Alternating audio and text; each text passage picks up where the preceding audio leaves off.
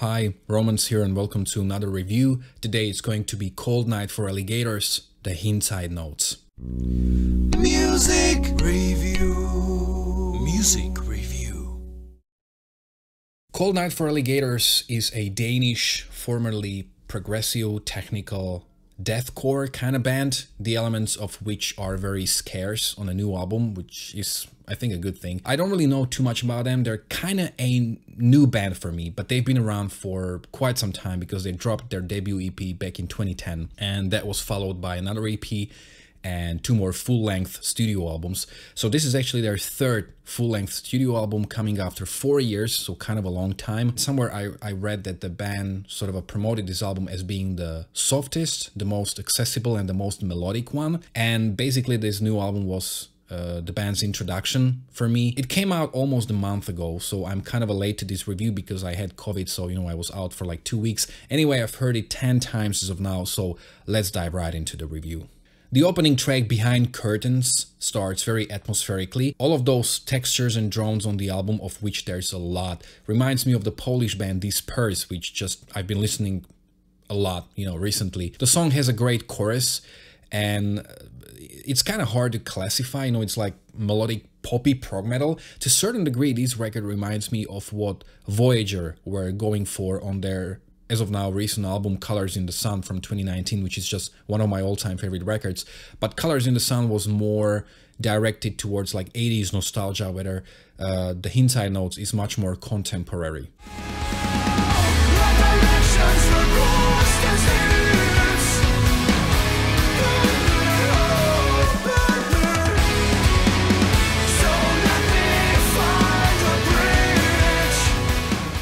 Also, the ending of this track is really heavy, probably more reminiscent of their older style. Another more airy, melodic track is No Connection. The textures are again fantastic, and they remind me of the more recent offerings from Tesseract. It's an amazing song, but what really stands out for me is the saxophone solo. It's just such a great moment, and it's a moment you will sort of remember upon the first listening.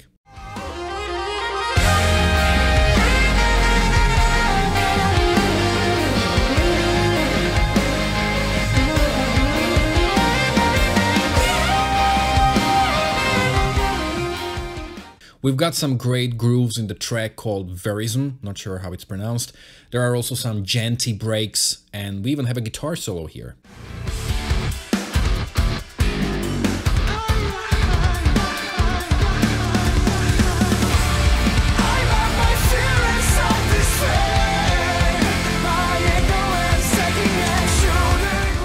I mentioned guitar solo specifically because many of the modern progressive metal bands like Leprous, Caligula's Horse, Rendezvous Point, these bands are almost entirely avoiding having guitar solos, which I'm not saying as a criticism or as a great thing. It's just sort of like a trademark of modern progressive metal. But I like that they have 3 songs on this album where they added a guitar solo. It's kind of an old school element, but I love it because it adds certain variety and it gives Cold Night for Alligators almost like their own unique style and take on the genre. The next track, Water, again, is just so airy. It's got a great atmosphere. It's a very melancholic and quite dramatic song. It's over 6 minutes long, and towards the end the song kind of gets into like this violin/cello part. It gives off some Leprous vibes like on Melina, and it makes for a very interesting and unpredictable climax of the track.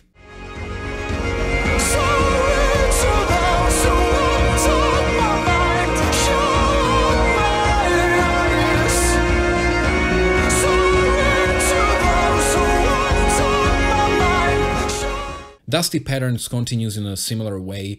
Here we've got a contrast between more of a texture-driven verses and a very metal-like chorus, but it has a great melody.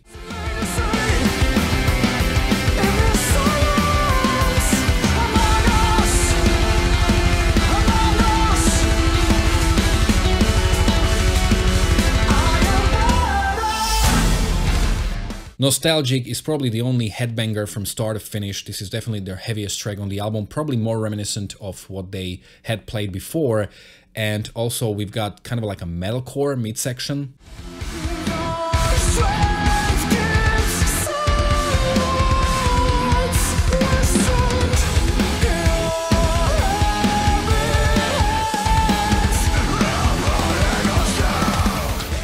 Then Adjust. This is a very gentle, emotional song.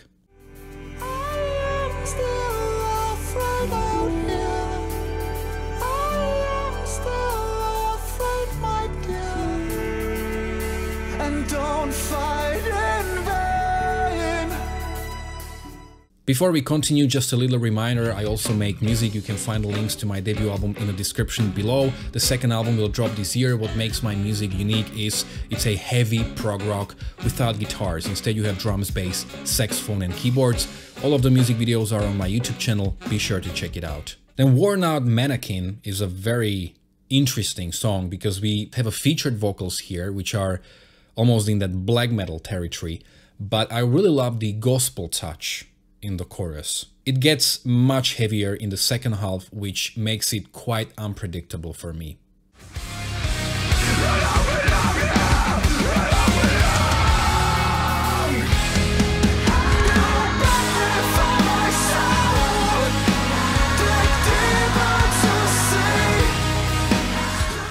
Thin Line is another mishmash of modern melodic prog, gent, and a super catchy chorus. Like, it's so good.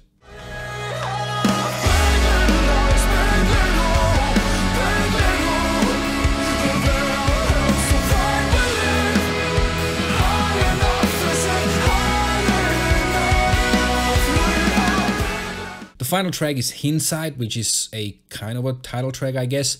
It's 6.5 minutes long. Again, we've got a brilliant chorus here.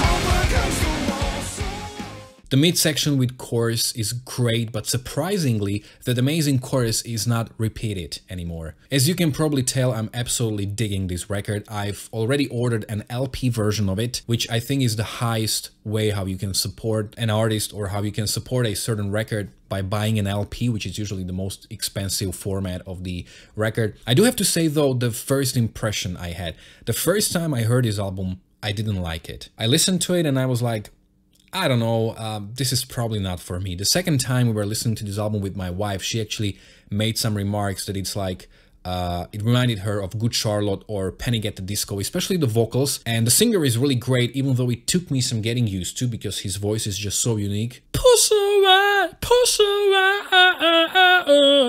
Push away, push away. You know, it's a horrible interpretation of it. Of course, he sounds great doing that, but that's kind of the tone he has, and it took some getting used to, but he's really great. You know, Good Charlotte and Panic at the Disco may not be a very flattering comparison. I think she was mentioning mainly like in terms of the vocals and certain teenager vibe. I personally don't like these bands like that punk, pop, whatever. I hate punk. I just hate it. What I'm trying to say is that the album didn't really work for me like the first 2 or 3 listenings. I kind of kept listening to it, and it was at around the 4th or the 5th time that it started working for me. And this album is brilliant. It's fantastic. It has such a good songwriting. The melodies are brilliant. They are so well written, but it will take certain patience for you to see and hear that. Give it a chance and don't judge this album based on the first impression. And this album is just, you know, one of the best albums I've heard in a very long time. Leprous, Caligula's Horse, Rendezvous Point, all these bands.